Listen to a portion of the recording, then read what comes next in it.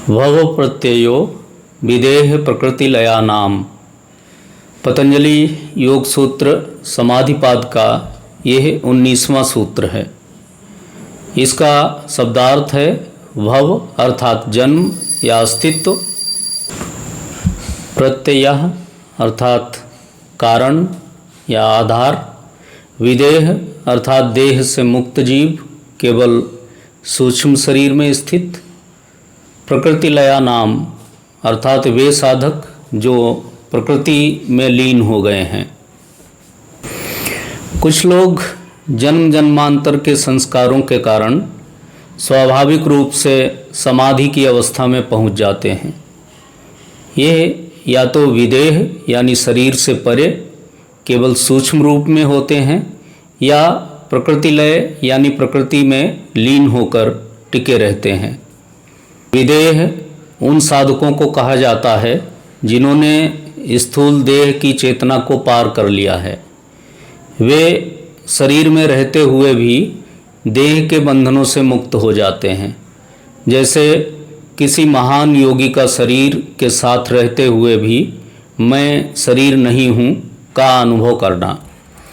विदेह योगियों के रूप में महर्षि व्यास, याज्ञवल्क्य या अद्वैत वेदांत के ऋषियों का वर्णन किया गया है कि वे शरीर में रहते हुए भी शरीर की चेतना से मुक्त थे।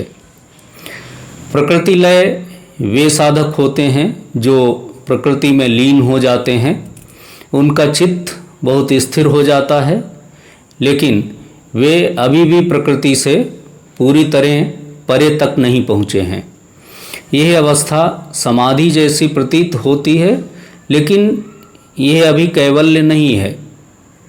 भव प्रत्यय का अर्थ है कि साधकों की वो स्थिति अचानक या केवल इस जन्म के अभ्यास से नहीं आई। यह उनके पूर्व जन्म के संस्कारों अर्थात भव के कारण संभव हुई है। जैसे कोई बच्चा जन्म से ही संगीत, गणित या योग में असाधारण हो तो यह उसी के संस्कार हैं।